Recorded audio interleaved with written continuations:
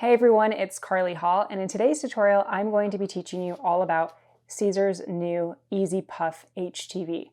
So it looks very similar to regular HTV, but when you apply it, it actually puffs up. So I did some samples, and we are going to be using this design today. But you can see there's a puff effect, and there is a little bit of texture, and I'm not sure if that's how it's supposed to be. I'm taking a look at their website right now. Let me show you. And you can see here that it looks like there's a little bit of texture. It looks like mine has a little bit more texture, but there is a texture. It's not completely smooth. So I'm curious to see if other people are getting a texture or if they're getting it to be completely smooth. So let me show you my samples. So taking a look again at this one, you can see that it's raised, but there is a texture. And then I also tried layering it. This one's been pressed multiple times because I was trying to see if I could eliminate that texture. But you can see that I layered it on top of black vinyl. Here's just a square that I applied to see what type of texture I would get with a different heat application method. So I've tried the Easy Press, the HTV Raw Auto Press, and my Siser press. All different results. So I'm going to use the Auto Press because that's the one I liked the most. I actually liked how puffy this one was. So that's what we're going to do today. All right, let's get started. In Design Space, I've already chosen my image, and we'll just change it to green since we're using a green puff material. And I've added a square around the background so that I have a weeding box. If you are unfamiliar with working with weeding boxes, let's back up here. I've just added a square behind my image, highlighted both of them, centered them up, and then attached them together. And that way I will be able to weed this image a little bit easier. Then I'm going to click Make It to send it to my mat. And since I'm using a smaller scrap material, I do need a cutting mat, and we'll want to mirror our image. So go ahead and click Mirror. Then continue on. For the cut settings, if we go back to that same website, and scroll down, I will link this in the video description. On the Cricut Maker, it says that we want to use the setting for heat transfer non-Cricut. If you're curious about the settings and what that means, you can click Browse All Materials. And down on the bottom left, there's a material setting icon. Click on that. And then if you scroll, they're in alphabetical order. If we scroll down to heat transfer non-Cricut, which is what they recommend, pressure is set to 113. So that gives us a good jumping point as to what settings we want to use. The other setting that I was playing around with was flocked iron-on. It has a little bit more pressure, 152, and I did single cut it, but it was a little difficult to weed. So for this one, I'm going to turn on the double cut. So I'm going to do 2 times, and I'm going to keep it at 152. So I'm adjusting my setting for the flocked iron-on. Here's what it looks like, 152, 2 times, and then I'm going to click Save. And we can click out of there. And now I'm going to set my material to that flocked. So I'm going to browse all materials and search for flocked and choose that new setting I just created. Set to flocked iron-on, my mirror is turned on, and we're going to get cutting. For this material, I found it best to use a strong grip mat.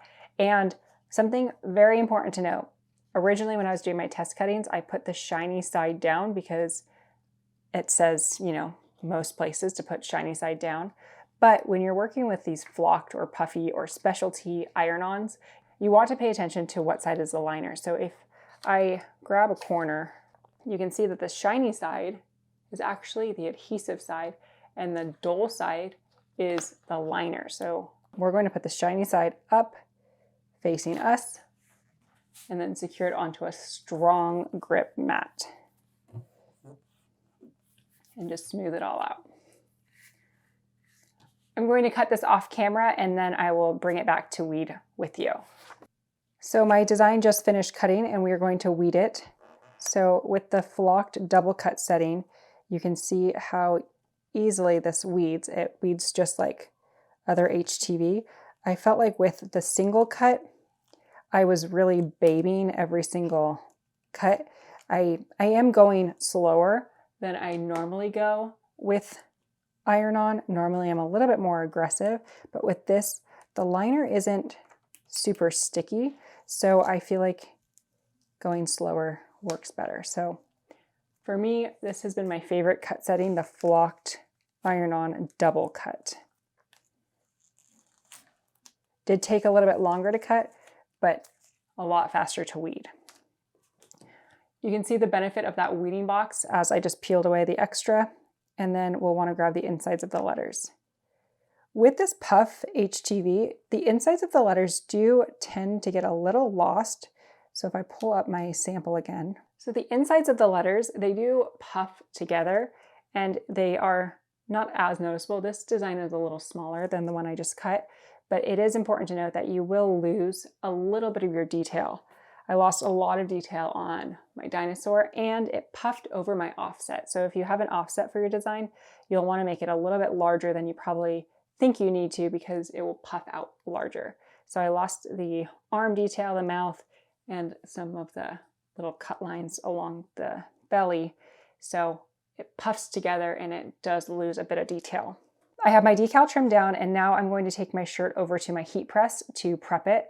I'm going to use the Auto Press by HTV Ront. Even though I did get some texture, I didn't love the way it looked with my Siser press. I felt like it looked too flat. And with the Easy Press, I felt like my results were the same as my Auto Press. So we're going to use the Auto Press today. While this is heating up, I'm going to prep my shirt. So I am going to take my t-shirt and lay it on my press and just press it for a few seconds to smooth out any wrinkles. Next, I'll place my design using my little ruler. The press settings for this product are 280 for 8 to 10 seconds. And then we'll peel the carrier sheet hot. So I'm going to close in my press and start it. And what I've noticed is the carrier sheet usually comes off or puffs right off. So while it's still hot, we'll just take this carrier sheet off. And you can see the amount of puff is there, but there is a texture. So here is a final look at my project.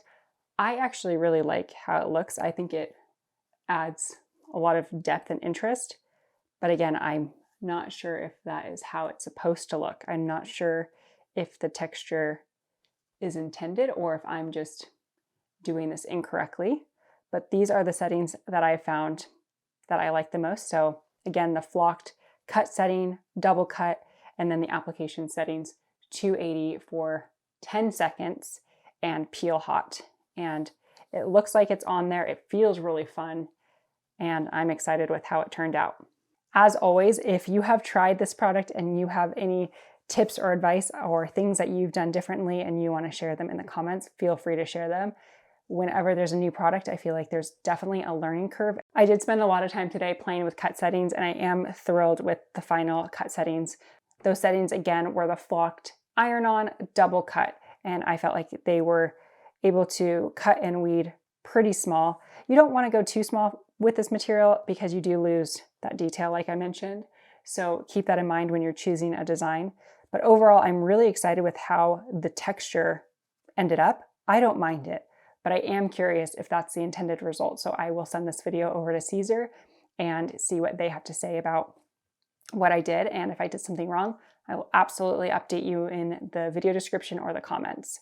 So hopefully you found this video helpful and maybe you'll want to try this material. I think it has a pretty fun use case. I can see it for detail on lettering or layering a design and using it as your top layer. The possibilities are endless. So I am excited to continue to try out this material. If you have any questions or you have suggestions for other tutorials, make sure to leave those in the comments. And if you found this video helpful, make sure to like it and consider subscribing to my channel. Thank you so much for watching, and I will see you in the next video.